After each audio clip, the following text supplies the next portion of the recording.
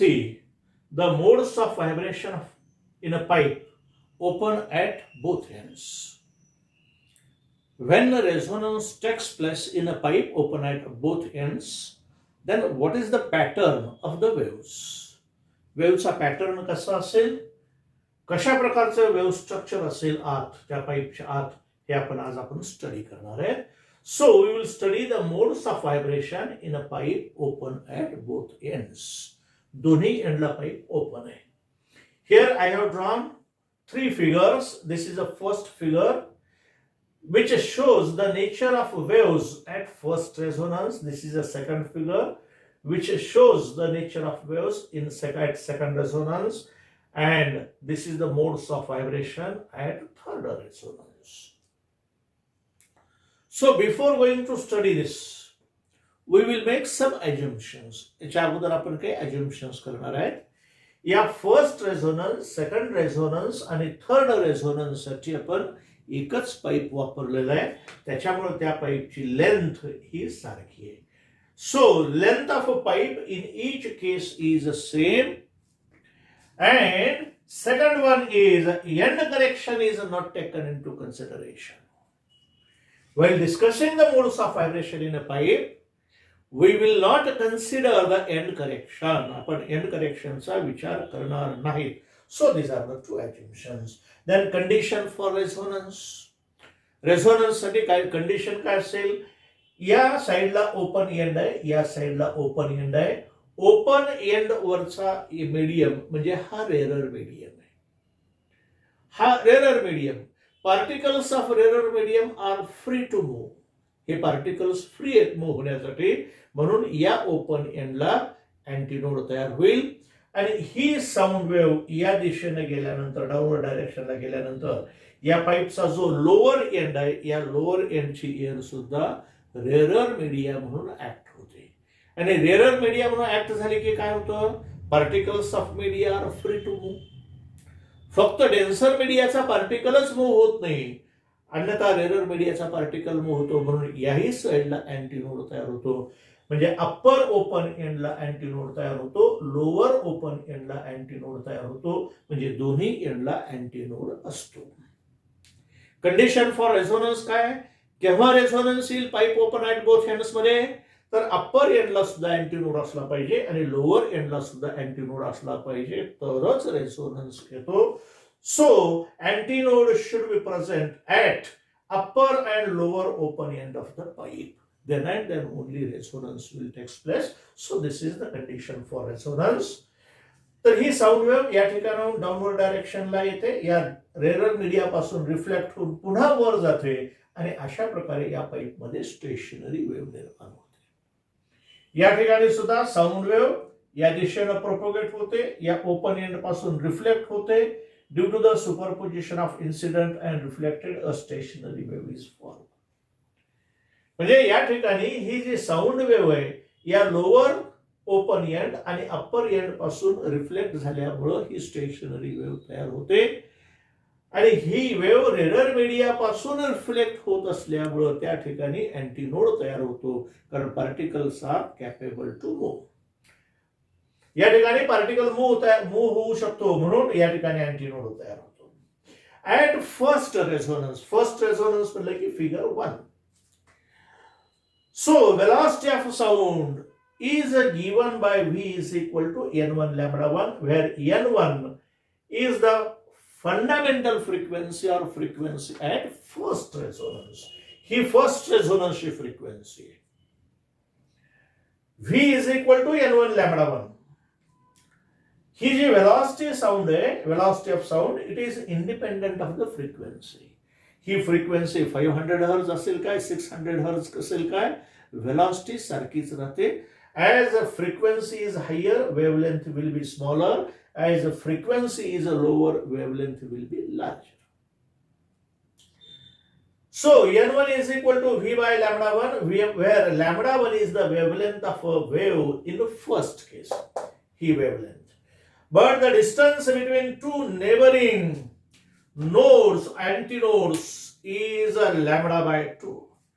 Distance between two neighboring antinodes antinodes is lambda by 2. So lambda 1 upon 2. So L, length of the pipe L is equal to lambda 1 upon 2 and lambda 1 is equal to 2L. या open एंडला antinode, open एंडला antinode. Antinode to antinode distance काय येतं? Lambda by 2 येतं. म्हणून L, length of the pipe is equal to lambda 1 upon 2. So distance between two neighboring antinodes is lambda 1 upon 2. So L is equal to lambda 1 upon 2 and lambda 1 is equal to 2L. So N1 is equal to, he lambda 1 ची किंमत इथे ठेवली. lambda 1 ची किंमत काय? 2L आहे. So N1 is equal to V by 2L. So this is a fundamental frequency. First resonance ला कोणती फ्रिक्वेन्सी असते? Fundamental frequency. ही फंडामेंटल फ्रिक्वेन्सी आली म्हणजे फर्स्ट रेझोनन्सला फर्स्ट हार्मोनिक्स आला. फर्स्ट रेझोनन्सला फर्स्ट हार्मोनिक्स आला. So what is the conclusion? At first resonance first harmonics is present. First रेझोनन्सला फर्स्ट हार्मोनिक्स आहे. Then we will discuss the second figure. Second figure मध्ये आपण फ्रिक्वेन्सी वाढवत गेलो. फ्रिक्वेन्सी वाढवत गेल्यानंतर एका विशिष्ट फ्रिक्वेन्सीला पुन्हा एकदा रेझोनन्स आला. ती फ्रिक्वेन्सी N2 आहे. आणि ही N2 frequency at second resonance V is equal to N2 lambda 2. कारण सेकंड रेझोनन्सची frequency N2, wavelength lambda 2. So velocity is equal to N2 lambda 2 and N2 is equal to V upon lambda 2. V upon lambda 2 घेतल्यानंतर आता lambda 2 ची किंमत काढायची आपल्याला. Antinode to antinode distance काय येईल? अँटीनोड टू अँटीनोड डिस्टन्स आलं lambda 2 by 2. ह्या अँटीनोड टू अँटीनोड डिस्टन्स काय आलं? Lambda 2 by 2. So distance between two neighbouring nodes is lambda by 2. Here wavelength is lambda 2. So lambda 2 by 2, lambda 2 by 2 that is 2 lambda 2 by 2. या ठिकाणी length of a pipe is equal to lambda 2 by 2 plus lambda 2 by 2 that is 2 lambda 2 by 2. So L is equal to 2 lambda 2 by 2 and lambda 2 is equal to 2L upon 2. या lambda 2 ची किंमत आपण ही ठेवा. ही किंमत ठेवल्यानंतर काय येईल? N2 is equal to, put in equation 1. So N2 is equal to V upon 2L upon 2. So 2L upon 2 ही लॅम्बडा 2 ची व्हॅल्यू इथं ठेवली. सो 2 इंटू हा भागाकारातला 2 गुणाकारात जाईल 2 into V by 2L. So but V by 2L is equal to N1. So N2 is equal to 2N1. या ठिकाणी रेझोनन्सला फंडामेंटल फ्रिक्वेन्सीचा इंटिग्रल मल्टिपल काय आहे? 2. म्हणून हा कितवा हार्मोनिक्स झाला? सेकंड हार्मोनिक्स झाला. म्हणजे सेकंड रेझोनन्सला कोणता हार्मोनिक्स प्रेझेंट आहे? सेकंड हार्मोनिक्स प्रेझेंट आहे. So conclusion is at a second resonance second harmonics is present. पहा या वेव्ह स्ट्रक्चरवरनं फर्स्ट रेझोनन्सला फर्स्ट हार्मोनिक्स आहे, सेकंड रेझोनन्सला सेकंड हार्मोनिक्स आहे. आता आपण थर्ड रेझोनन्स पाहणार आहोत. थर्ड रेझोनन्स म्हणजे पुन्हा एकदा लाऊड साऊंड आलेला आहे. म्हणजे या N1 ची अपेक्षा आपण फ्रिक्वेन्सी वाढवली. या फ्रिक्वेन्सीला रेझोनन्स आला. पुन्हा फ्रिक्वेन्सी वाढवली. पुन्हा एकदा रेझोनन्स आला. याला म्हणायचं थर्ड रेझोनन्स. तिसऱ्यांदा मोठा आवाज आला त्या पाईपमधून. So we know V is equal to N3 lambda 3. So N3 is equal to V by lambda 3. From figure L is equal to, या ठिकाणी या फिगर मध्ये किती किती अँटीनोड्स आहेत पहा. 1 हा 2 3 आणि 4 अँटीनोड आहेत. थर्ड रेझोनन्सला या पाईप मध्ये 4 अँटीनोड झालेत. Antinode to antinode lambda 3/2, antinode to antinode lambda 3/2, antinode to antinode lambda 3/2.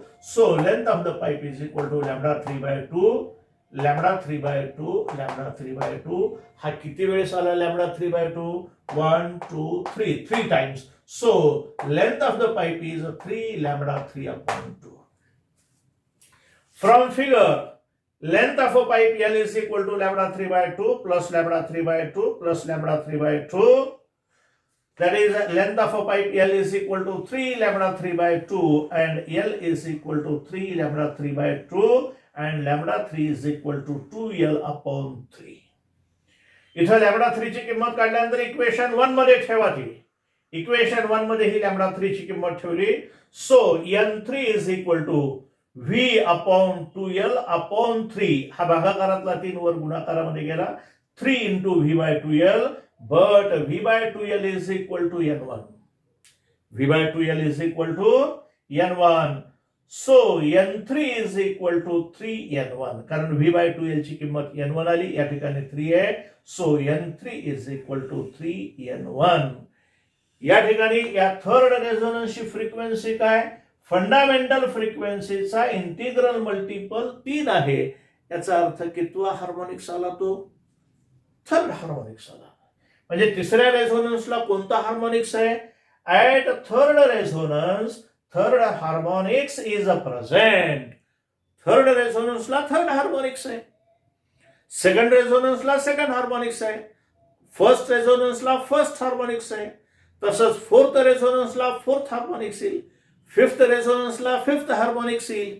म्हणजे याच्यामध्ये ऑड हार्मोनिक्स आहेत. ऑड हार्मोनिक्स म्हणजे 1n1, n1, 3n1, 5n1, 7n1 असे ऑड हार्मोनिक्स आहेत.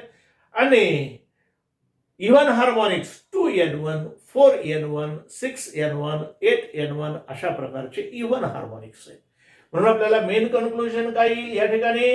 In case of a pipe open at both ends, pipe जर दोन्ही बाजूला open असेल तर त्याच्यामध्ये all harmonics are present. All harmonics अर्थ काय होतो? त्याच्यामध्ये odd as well as even harmonics are present.